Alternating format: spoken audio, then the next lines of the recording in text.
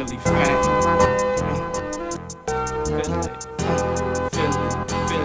Philly fan.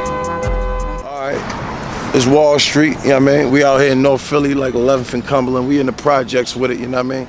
Shout out to F.A.M.E TV, my guy's show. You already know what it is, it's Wallstreet, the one and only, you know what I mean? What's up, talk to me. Alright, man, what's up, man? We live from North right now. Like you said, we in the projects. This ain't where you're originally from, but this is where you at right now. Earth is my turf. Earth is my turf, so I don't have to be from here. I'm good everywhere. I'm stamped already without a passport. But you did grow up in North. We just in a different part of North now. I mean, yeah. You more so came up like the 29th of Susquehanna area. Yeah. Know what I mean? So Area Avenue. Right, and down Area 2, down the Ave 2. So for the people that don't know, just give them a brief rundown about what your upbringing was like. I mean, growing up in North, your family life, I mean, your upbringing, stuff like that. Give them a little bit of that backstory. Well, you know, I was between houses. My mom was getting herself together, you know, 80s, you know how it was back then. So grandma had to sometimes fill in the slot. So grandma was from Marvine Street, 3500. Excuse me, 3500, you know, which is called VSF now, you know, Venango Street family, but I'm a Marvine native.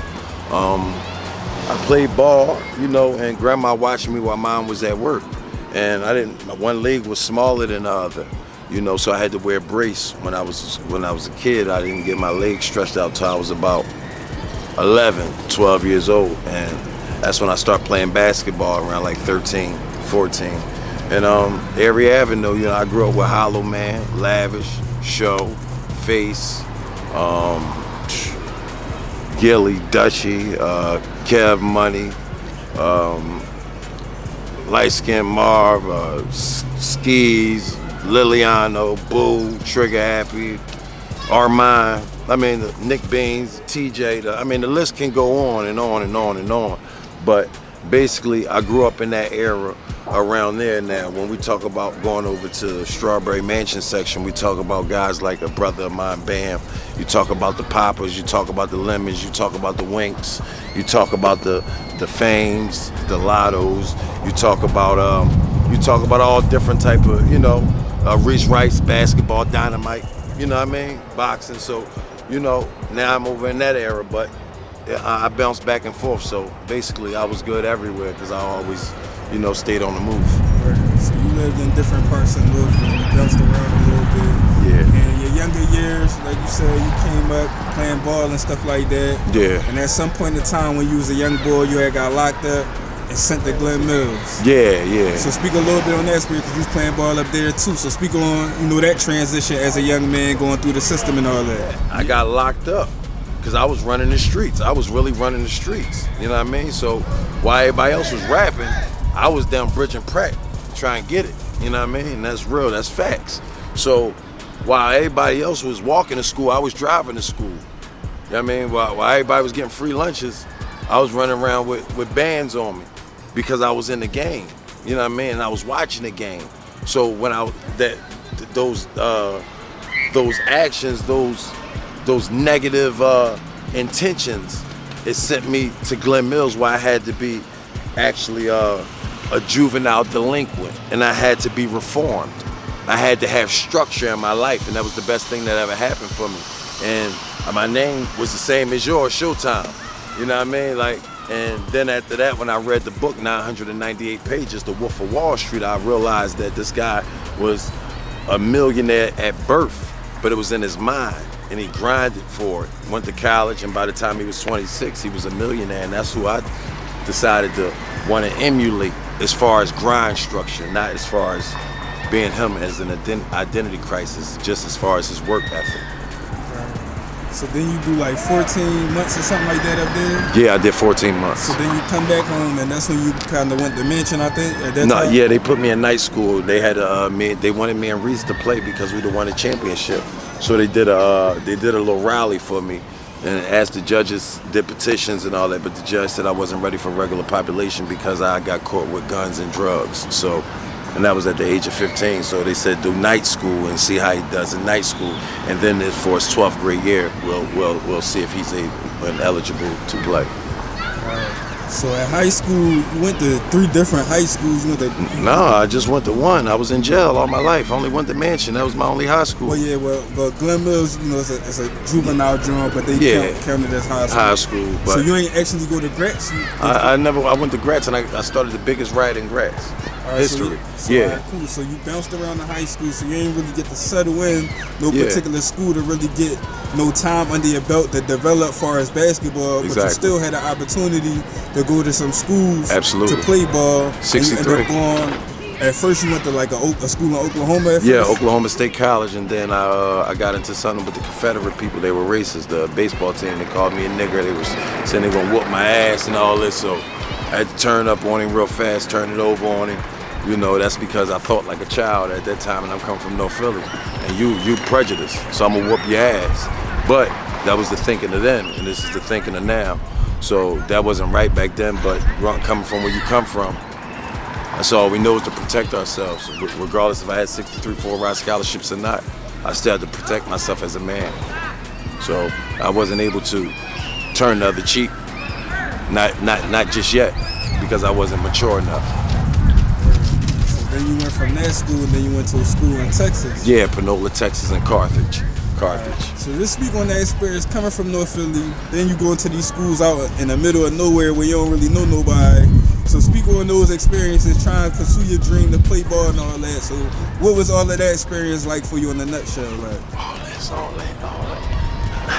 Give you 40 and 30, you know what I mean? 30 and 20, you know what I mean? Like, and that's by accident, you know what I mean? Like, I can talk that you look at the stat sheets and it'll tell you.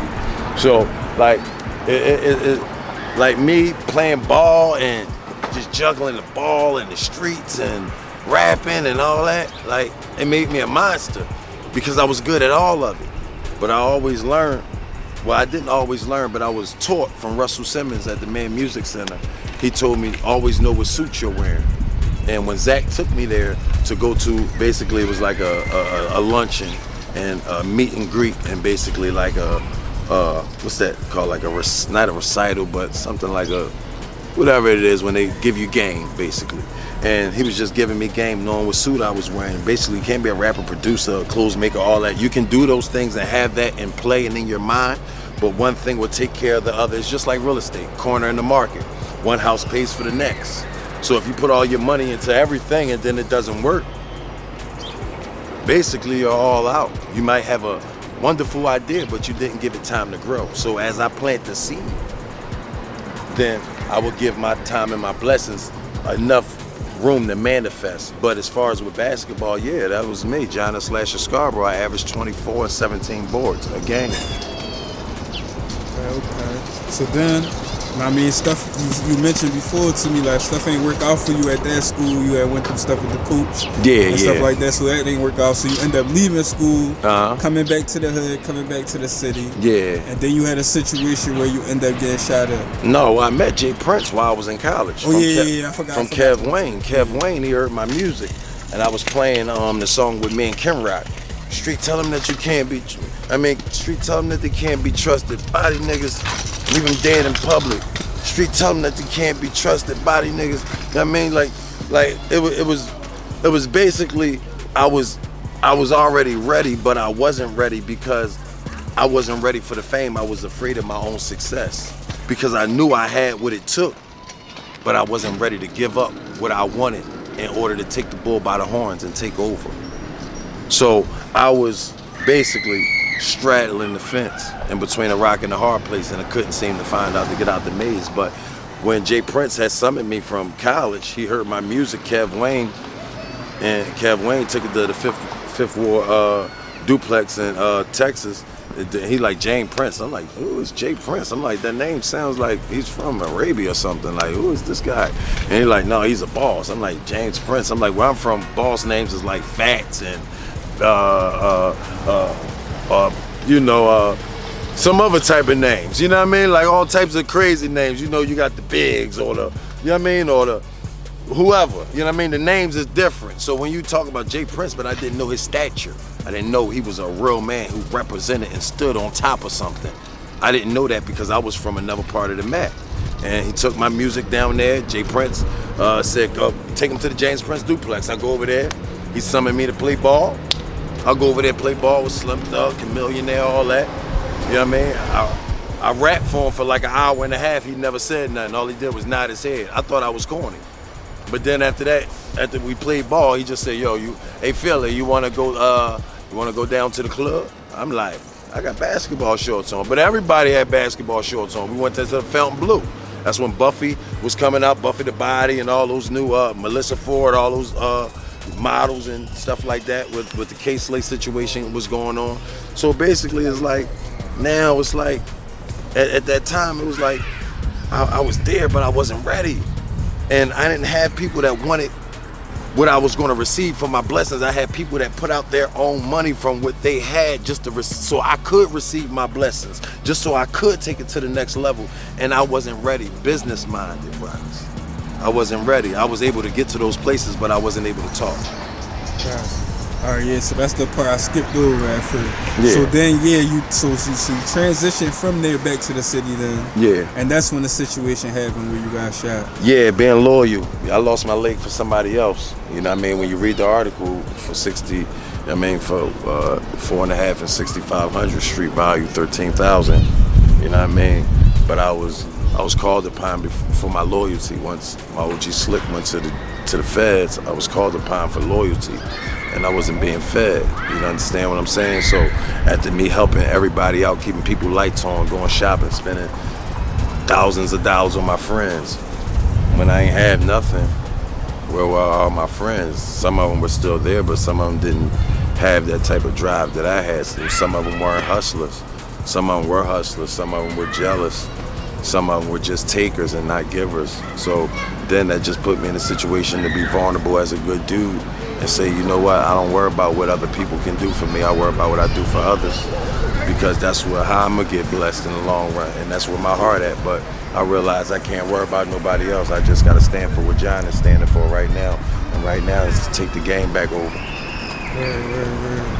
So jumping back to when you had got shot, because they did a story on you. Yeah. John Scarborough, basketball star / drug dealer. The media will paint a picture of you and say certain things and make you seem like the worst person in the world, and they drag you through the mud. But I realize when you get drugged through the mud, that only gives you enough time to brush off and realize you're a diamond. Right. So when they did the story on you back then, this is like 10 years ago now. Yeah, Kid Gregory.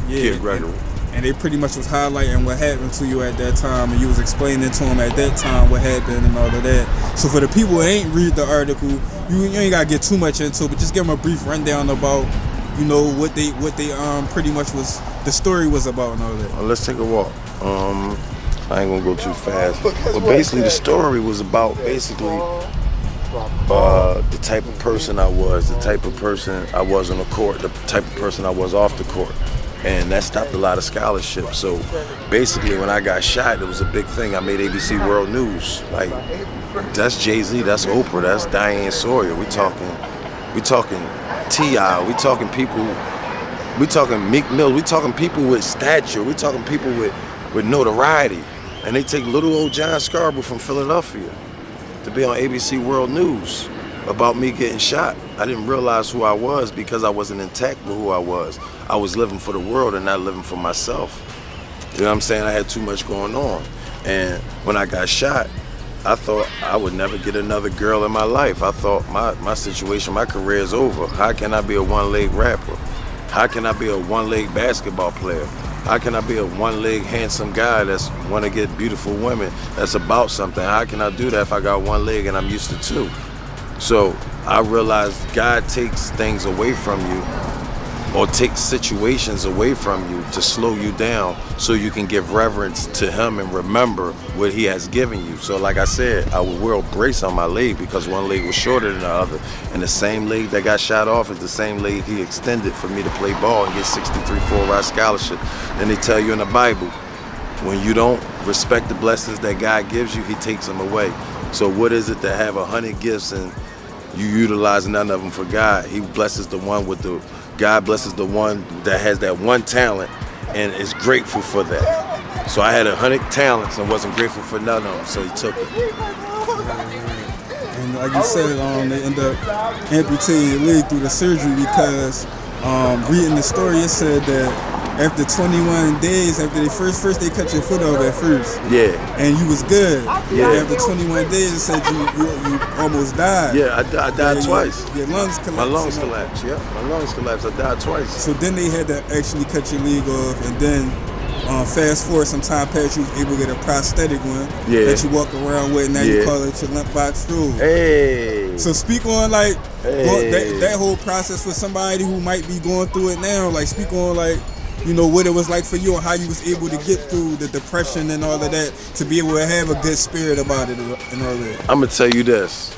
and I'm gonna be honest with you. See, I'm gonna bring all the honesty out. See, when a question is brought to me, I'm gonna be honest with you. I was molested by my sister at the age of 8. So I didn't know how to treat women. So when a woman does something, put her fingers in my face, mug me, smack me, I was going left and right with it. Like, I wouldn't beat the shit out you, but I'm gonna put hands on because I couldn't trust women.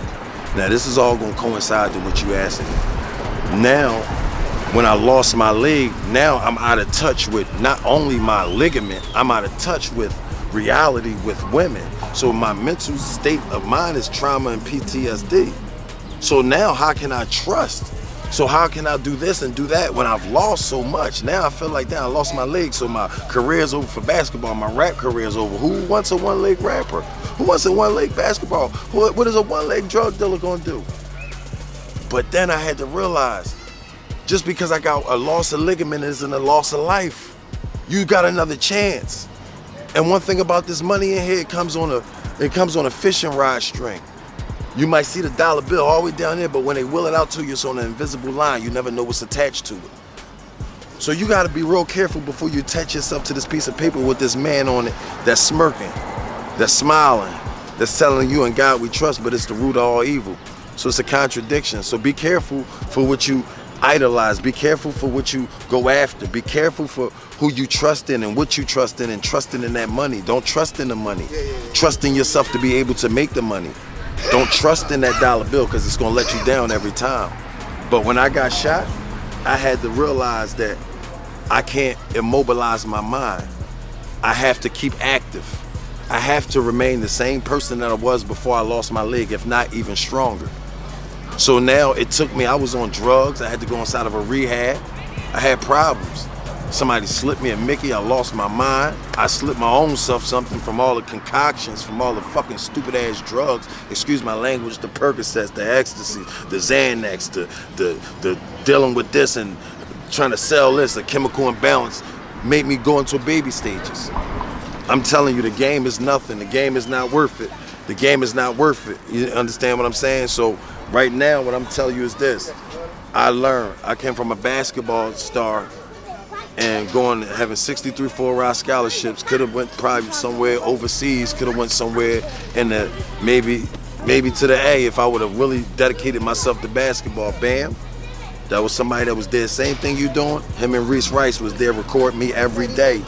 Every day. I was joking, being a comedian, being a basketball player, just being a team player. But I was never organized. So I'm gonna tell you this. Hope is on the end of a spear. If you wanna get some hope and you need help, you need to talk to me, I give you my number. Talk to me and I'm gonna give you that motivation, that inspiration, that aspiration to go ahead and push forward. Cause it ain't nothing but going up top when you down here. When you hit rock bottom, ain't no place to go, it's but up. So realize, don't never let a situation bring you down when God bring you out of it. He brought you through it. Never ask why.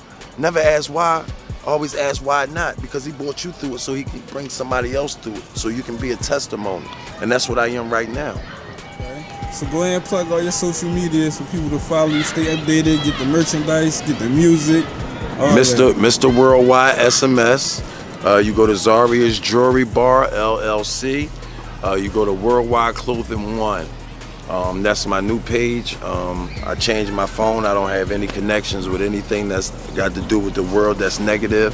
I changed my pages because I wanted to be more professional. I wanted to have a professional page with my clothing, things that I'm doing. I'm tired of talking about it. It's time to walk about it. You know what I mean? So walk it how you talk it, and that's what I'm doing. And so with one leg, I'm still in a one-night stand. You know what I mean? Okay. All right, man, anything else you want to let the people know before we get out here? Damn, I got the coolest walk ever. I ain't met a person that can do it much better. First you lean a little, then you rock with it. You let it flow like you coming off the top with it. I cock my head to the left, that's how I do it. It's as easy as it gets, it's not a lot to it. I glide with the clouds till I feel like I'm floating on them. Let your body go and start letting Bob strolling on them. See, it gotta be the shoes. What the hell is on his feet? I'm bouncing while I'm walking like hydraulics in my sneaks. I thought about my situation, putting it together, got shot. I'm permanently doing it forever. One leg, but I'm never leaving home without it. I might as well start a trend and make a song about it. See, I shut the club down when I enter through the doors. This is my creation, so everybody knows about the limp Bob stroll. Hold up, whoa, about the limp Bob stroll. Go, you can speed it up, but you can do it slow mo. I created a new walk, and this is how it goes. It's called the limp Bob stroll. I mean, so I ain't gonna give y'all too much, but my serenity before I get done, and you all moving targets as an opposition. I'm riding on them, I'm dressed up, styling on them. I'm fresh to death, bar Caesar solid on them. Yeah, and say freedom ain't free though, but cash move through my hands, torpedo. Shorty with the softest ass, take the hardest dick. I make her run and scream for me like a horror flick. Shirt so many horses I can start a stable. It's sunny out, but it's a blizzard on mommy's table. I was breaking down O's, let me demonstrate. I'm the reason why she couldn't find a dinner place. North Philly residentials, who want whereabouts? Niggas ain't shooting, they just drive by. Stared out, you had an opportunity, and you ain't even air me out. You thought you was creeping low? That's what laying dead about. You a gun, you get cake out there. Yeah. You ride with no brakes out there. Yeah. I know a couple niggas that never seen your face out there. You just a human detour in the way out here. See, when it's war, green light on, you ain't moving. You a gun without a firing pin, you ain't shooting. You talk about the work, you wasn't the one moving. You know you got the oil, when the fiends race to it. Before they smoke, they bow their head, say grace to it. You can't put your hands on nothing around election time. I just put the fan on something. I'm on extra grind. You not a trapper. You ain't got big weight. You a rapper. Still waiting on your big break. The only drought I know is Lil Wayne mixtapes. All you do is dick eat, come chase. I dictate that life ain't shit. All I know is hard knocks. Chasing me on the corner, leaking when they toss shots. Left mama mushy like a baby with a soft spot. I came out hard body. Tell me when it all stopped. Had to play the field before I learned how to call shots. Even when my eyes closed, all I see is dollar signs. Emblem with Eminem, the same one Obama drives. Label me above status. Presidential watch on. Run my own White House. Distributing popcorn. Feds try to picture me. Tell her cut the cameras off. Yeah, they heard about me, never seen me like Santa Claus.